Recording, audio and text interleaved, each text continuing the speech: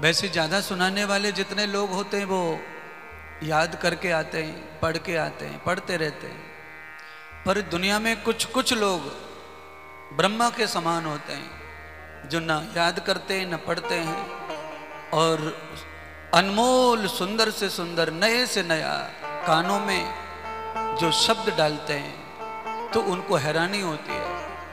वो भी अचंभित हो जाते हैं कि मैंने जो सुनाया है ये मुझे कहां से आया, कैसे निकल गया मुंह से। इन वाक्यों का नाम है ब्रह्म वाक्य। और ब्रह्म वाक्य जो होता है वो किताबों में नहीं है। किताबों में विद्वानों की बुद्धि है और बुद्धि का ज्ञान है।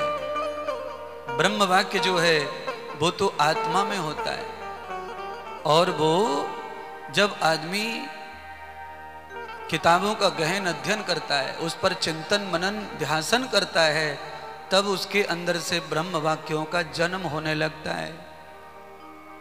कैसे जन्म होता है? जैसे देर तक मथने से दही के अंदर से मक्खन का जन्म होता है, पर पहले मटके में दही डालना पड़ता है, यानी किताब का ज्ञान। पहले किताब का ज्ञान डालो अंदर, बुद्धि में, हृदय में, आत्मा में, और फिर उस पर चिंतन मनन ध्यासन करो, अभ्यास करो, उसका चरित्र जीवन जियो, तो फिर अंदर मक्खन तैयार होता है, ब्रह्म वाक्य तैयार होते हैं, आत्मज्ञान तैयार होता है। वो किसी को भी होगा जो इस तरह का करेगा।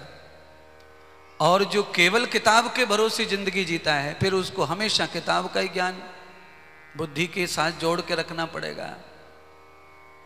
जब भी उसे कुछ नया सुनाना है तो 4 से 10 पन्ने पढ़ने ही पड़ेंगे।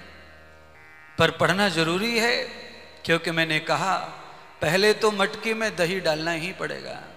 साधना की, तपस्या की, आचरण की मथनी से मथना पड़ेगा। इतना जरूर है कि मक्खन तुम्हें नहीं निकालना पड़ेगा, वो स्वयं ही निकल, वो प्रकट हो जाता है। तो आत्मज्ञान प्रकट हो जाता है, ब्रह्म ज्ञान प्रकट हो जाता है, अमृत ज्ञान प्रकट हो जाता है।